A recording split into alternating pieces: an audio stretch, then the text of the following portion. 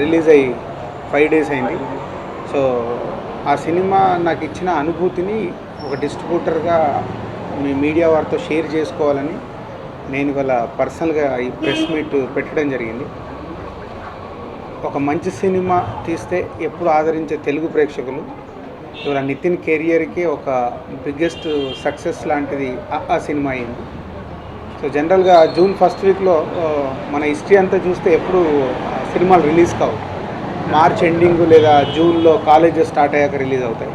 అవన్నిటిని బ్రేక్ చేస్తూ June 2న release చేసిన ఈ సినిమా ఇవాళ ఫ్యామిలీస్ కానీ యూత్ కానీ మాస్ కానీ అందరూ చూసి ఈ 5th డే వరకే ఈ షేర్స్ చూస్తుంటే ఈ సినిమా ఒక తెలుగు ఫిలిం ఇండస్ట్రీలో ఒక ట్రెండ్ సెట్, ఆ రేంజ్ సినిమాలో ఒక ట్రెండ్ సెట్ సినిమాగా నిలబడబోతుంది అనిపిస్తుంది. నైజాం మాకు 5 రోజుల్లోనే 12 కోట్ల గ్రాస్ కలెక్ట్ చేయడం అనేది అంటే ఒక పెద్ద స్టార్ ఫిలిం రేంజ్లో 5 డేస్లో 12 crores గ్రాస్ కలెక్ట్ చేయడం అనేది ఒక అద్భుతం. సో స్టిల్ ఇంకా ఈ సినిమా ఏ రేంజ్కి వెళ్తుంది ఏంటి అనేది మనకు ఒక 1-2 వీక్స్ అయితే కానీ ఎగ్జాక్ట్గా చెప్పలేం. బట్ ఇప్పటి వరకు వస్తున్న దాన్ని మట్టుకు ఇట్స్ ఇవాళ ట్రెండ్ సెట్ అండ్ నితిన్ కెరియర్కి ఒక బిగ్ టర్నింగ్ పాయింట్. తన సెకండ్ ఇన్నింగ్స్లో ఇష్క్, గుండె జారి గల్లంత అయిన తర్వాత మళ్ళీ ఆ సినిమా టర్నింగ్ అయింది. సో అలాగే మా మిత్రుడు మా చిన్నబాబు ప్రొడ్యూసర్ తన బ్యానర్లో ఇంత పెద్ద సక్సెస్ రావడం ఇవల్ల ఇటు తెలంగాణ కానీ అటు ఆంధ్రప్రదేశ్లో కానీ అటు ఓవర్సీస్ కానీ ఆల్ డిస్ట్రిబ్యూటర్స్ మేము పెట్టి ఏదైతే ప్రొడ్యూసర్కి ఇచ్చిన డబ్బు మా అందరికి 1 వీక్లో వచ్చేస్తుంది. మేము అన్నీ చాలా పెద్ద రేట్లు ఇచ్చే కొన్నాం ఈ సినిమాని. అయినా ఆ రేంజ్లో 1 వీక్లో అందరికీ డిస్ట్రిబ్యూటర్కి డబ్బులు వచ్చేయడం అనేది ఈ మధ్యకాలంలో జరగలేదు. This first film in this 1-2 ఇయర్స్లో. సో మా చిన్నబాబు గారికి పెద్ద సక్సెస్ వచ్చినందుకు డిస్ట్రిబ్యూటర్గానే కాదు ఒక స్నేహితుడిగా చాలా హ్యాపీగా ఉంది. అండ్ తెలుగు ప్రేక్షకులకి మళ్ళీ ఒక నేటివిటీని టచ్ చేస్తూ మన మాటల మాంత్రికుడు త్రివిక్రమ్ గారు ఈజ్ ఓల్ అండ్ సోల్. నిజం చెప్పాలంటే it's 100% whole and soul.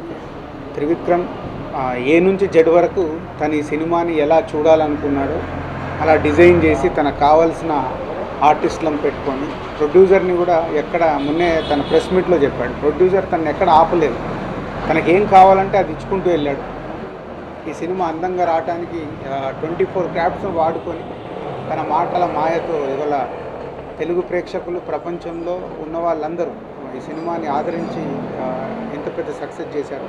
ఓవర్సీస్లో 5 డేస్కే 2 millions, nearly 2 millions touch చేయడం అనేది is a wonder. Is only Trivikram magic. And so ఇక నుంచి ఇంకా 1 month ఈ సినిమాకు తిరుగు లేకుండా రెవెన్యూ వస్తూనే ఉంటుంది జూన్ ఎండింగ్ వరకు.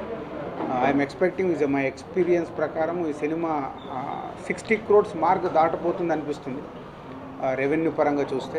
సో అటు నితిన్కి, ఇటు మా చిన్నబాబుకి అండ్ ఇటు త్రివిక్రమ్ గారికి అందరికీ మీడియా తరఫున కంగ్రాట్స్. అలాగే తెలుగు ప్రేక్షకులకి ఇంకోసారి కృతజ్ఞతలు.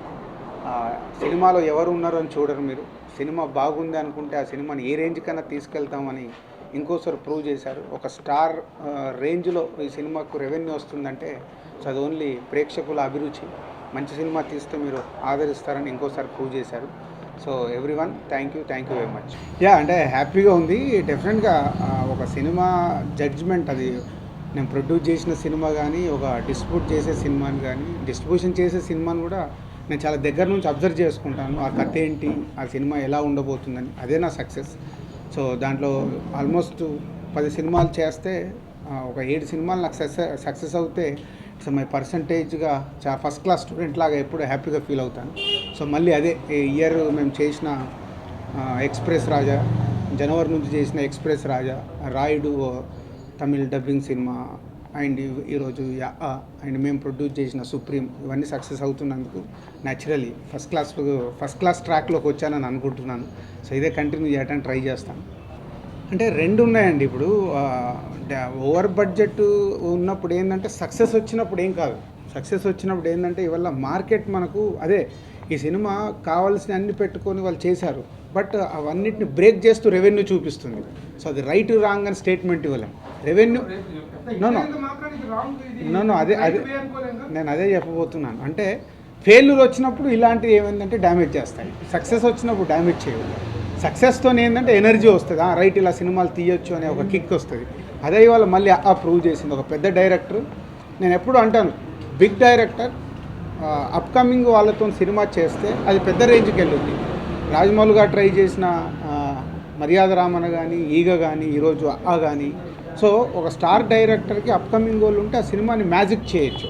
స్టార్ డైరెక్టర్ స్టార్ హీరోతో చేస్తే ఇంకా అది ఇమేజ్తో వెళ్తుంది. కానీ ఇలాంటి ఇప్పుడు ఇట్స్ ఎ సింపుల్ స్టోరీని క్యూట్గా తీయొచ్చు. అదే స్టార్ ఉంటే, ఇదే సినిమాలో స్టార్ ఉంటే వర్కౌట్ కాదు.